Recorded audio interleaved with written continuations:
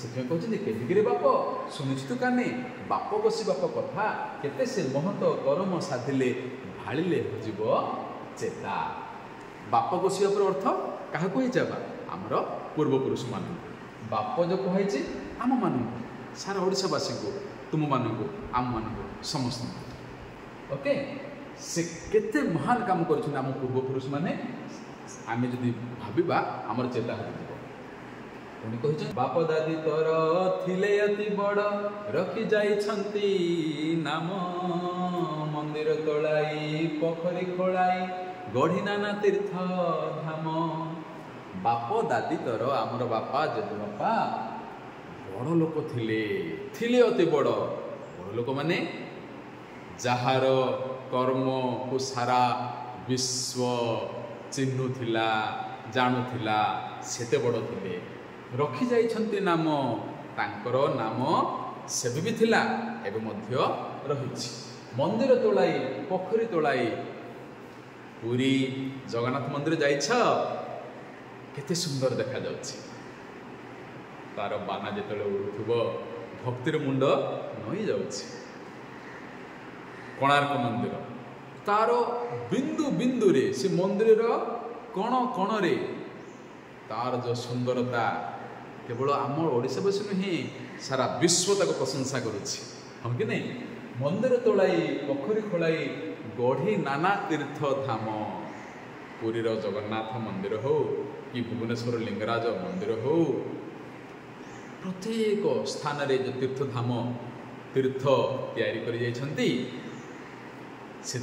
से महान आमर पूर्वपुरुष महान। कोणार्क मथारे जगन्नाथपुरे उड़ित तांकर छति लक्ष्य देउल रे संज आलती रे जलित तांकर बती। कोणार्क मथारे कोणार्क मंदिर मुंडे कि जगन्नाथपुर जगन्नाथ मंदिर कौटी अच्छी पुरी रे जगन्नाथपुर बोले अर्थ आम कौन बुझा पुरी जो जगतर नाथ श्री जगन्नाथ विद्यमान जगन्नाथपुरे उड़ित तांकर छति तांकर बाना प्रशंसार बाना तांकर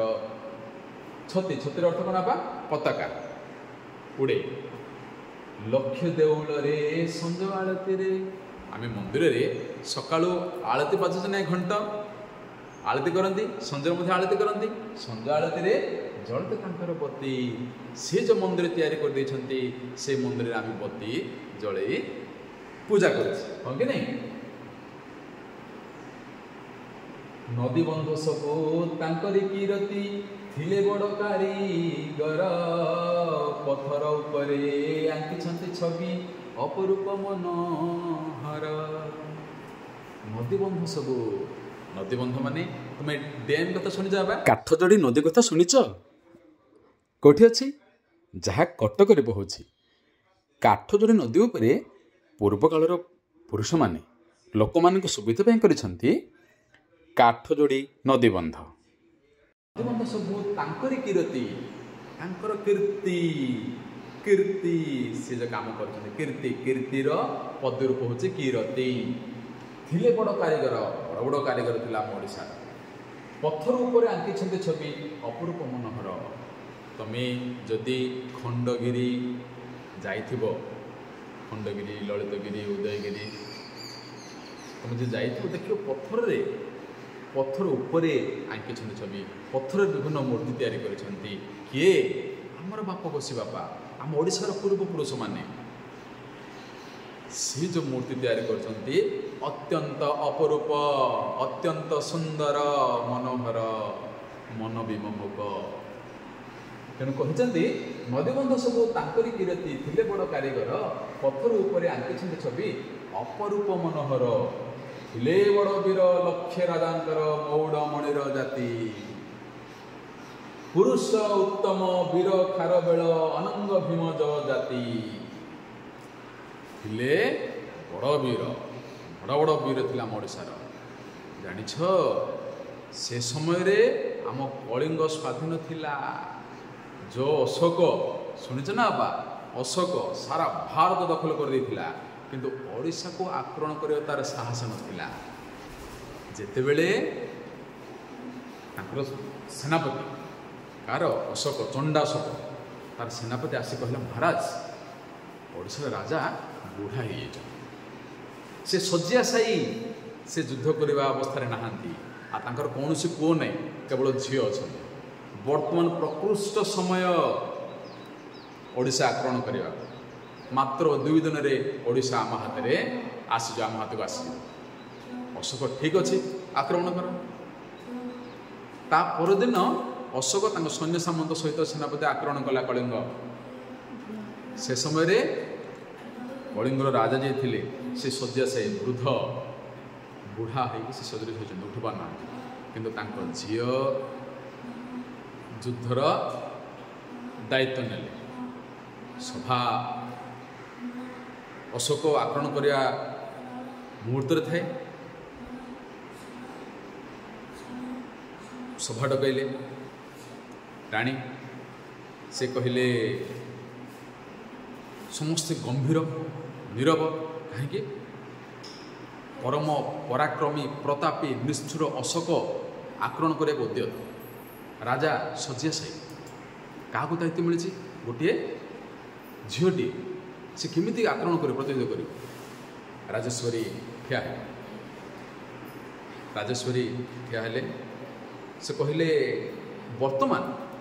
आम युद्ध करने जावा सब सैन्य सामंत सेनापति सब बस राजेश्वरी होती कन्या आमर ओडिशा कलिंगर जे राजा थे कन्या हूँ राजेश्वरी से कहले बर्तमान युद्ध करने जो मैंने मो सहित युद्ध करके आसने ठिया से भितर प्राय 50-60 सैन्य सामंत थे समस्ते मुंड पोते किछि मुंड पोते जन जन राजेश्वरी कहले ना मत 12 जन सैन्य दरकार मत कहले राजेश्वरी कहले जे मत केवल 12टी एमिति सैन्य दरकार बा साहसी पुरुष दरकार बर्तमान मो सहित युद्ध करने जी भर अनेक मुंड पोते जन जन करी राजेश्वरी स्वामी समेत जन जन करी राजकुमारी कहते 12 जन जन जन करी 15-17 जन ठिया संगे संगे राजेश्वरी जो मैंने बस रही थे बाहर को पठाई तुम सब जाओ तुम किसी आवश्यकता नहीं से 12-13 जन को धरी से 15-17 जन धरी से कौन कले गुप्त मंत्रणा आरंभ कले जानिछ अशोक तापर दिन आरंभ आक्रमण कला ओडिशा भाभी मात्र 2 दिन मध्य ओडिशा को दखल कर नब दिने गला 2 दिन गला 3 दिन गला 7 दिन गला 5 सप्ताह गला मासे गला 2 मास गला किंतु युद्ध समाप्त होबार ना नहीं ओडिशा राजा किए जाने जे नेतृत्व नौची से गोटे राणीटी किंतु किए युद्ध करुचे अशोकर परम पराक्रमशाली सैन्य विरुद्ध में किए एमती ठिया हो अशोक आगे अशोक जो पत्र सेनापति कौन तुम तो कहते 2 दिन भर आम ओडिशा आमर हम कलिंग आमर हम किंतु कहीं मास पर मास बीती जाऊँगी से युद्धर जय पराजय किसी जना पड़नी सेनापति मुंड पोती से भी आश्चर्य होता पाटे भी कथा नाला अशोक आसे दयानिधि कही जाऊँ जा जो कूल युद्ध होता कलिंग युद्ध अशोक और आम कलिंगर सैन्य मान भितर देखले साधारण जनता तांका हाथ में जहाँ पड़ा समस्ते अशोकर परम पराक्रमशाली निष्ठुर दानव सैन्य मान विरुद्ध लड़ी साधारण लोक मैंने मरी पड़े निज जीवन देदेले किंतु ओडिशा माटी को कलिंग माटी को पराधीन कराई नथिले सेठी अशोकर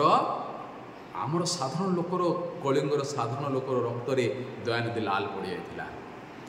सेठी चंडाशोक धर्माशोक परिणत होता यही सही माटी हूँ ओडिशा माटी कलिंग माटी उत्कल माटी तेणु थिले बड़ वीर लक्षे राजांकर मौडमणिर जाति सही कलिंगर वीर बड़ वीर थिले लक्षे राजांकर मौडमणि श्रेष्ठ राजा भितर किए किए श्रेष्ठ राजा थे आम ओडिशार अनेक महावीर अच्छा जहाँ ना शुणुले शत्रुर हृदय कंपी जाऊला थरी जाऊला पुरुषोत्तम देव शुणिच पुरुषोत्तम वीर खारवेल अनंग भीम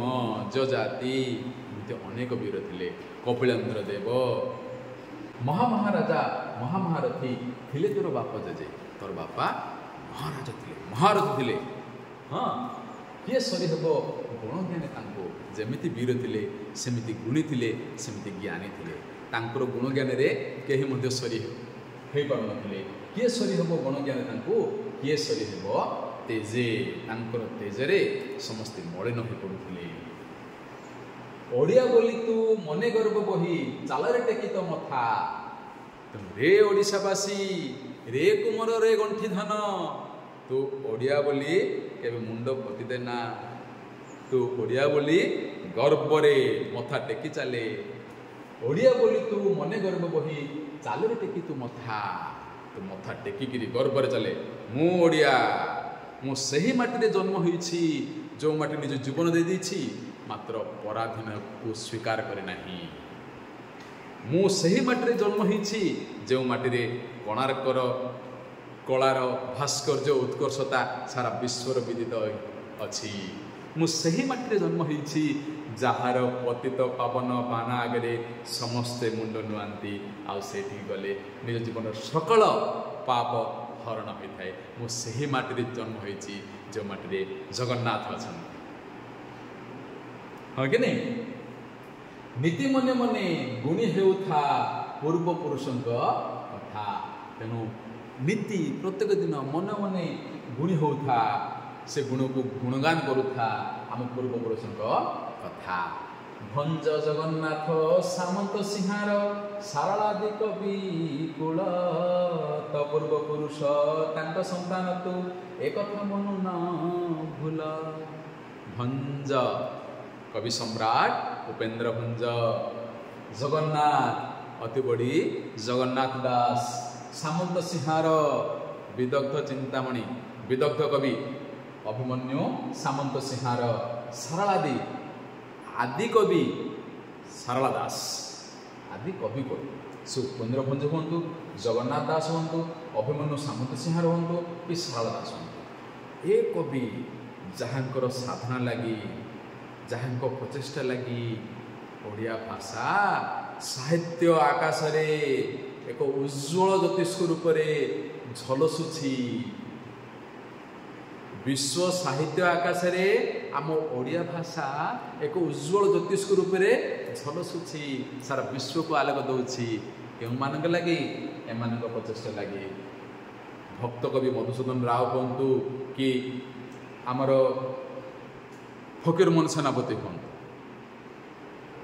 समस्ते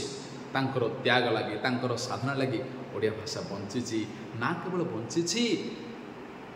विश्व साहित्य आकाश रे एक उज्ज्वल ज्योतिष रूप से झलझल होछि सारा विश्व को रास्ता देखाउछि भंज जगन्नाथ सामंत सिंहार सरलादि कवि कुल तो पूर्व पुरुष तांक संतान तू आमे होचु सही महान वीर मानकर संतान आमे होचु सही महान कवि कुल मानकर होचु आमे दायाद ए कथा केबे हेले भूल ना निज मुंड को सर्वदा मथा टेके चलुथा रे ओडिया पुओ तू होचु वीर तू होचु ज्ञानी रे गंठी धन तू ए कथा केबे हेले भूल नाही बुझि पारिले समस्ते तेणु एठी आमे जो पाठ पढ़ले कहबी कथाटीर कवियत्री किए नारी कवि कुंतला कुमारी सावंत तांकू केउ उपाधि मिली उत्कल भारत ठीक अच्छे कहबी कथाटी किए काहाकू कौन कहते कहबी कथाटी ये जो पद्यटा जहा नारी कवि कुंतला कुमारी सावंत द्वारा रचयिता से जड़े माँ पुओ को कहूँ कौन कहूँ आम ओडिशार ପୂର୍ବ ଗୌରବ କଥା କହୁଛି। ଆମ ଓଡ଼ିଶାର ବାପ ବସି ବାପ କଥା କହୁଛନ୍ତି, ଯେଉଁମାନଙ୍କର ରଣହୁଙ୍କାରରେ ଶତ୍ରୁର ଛାତି ଥରି ଉଠୁଥିଲା, ଯାହାର ଅସ୍ତ୍ରାଘାତରେ ଶତ୍ରୁର ରକ୍ତରେ ରଞ୍ଜିତ ହୋଇଥିଲା ଆମର ଏ ମାଟି। ଓଡ଼ିଶାର କଳିଙ୍ଗର କଳା ଭାସ୍କର୍ଯ୍ୟ ବିଷୟରେ କହୁଛନ୍ତି, ତାର କବିକୁଳମାନଙ୍କର ଗୌରବ ଗାଥା ବିଷୟରେ, ପୂର୍ବପୁରୁଷ ଗୌରବ ଗାଥା ବିଷୟରେ ବୁଝାଉଛନ୍ତି। ଠିକ୍ ଅଛି, ସମସ୍ତେ ବୁଝିପାରିଲେ? ଧନ୍ୟବାଦ।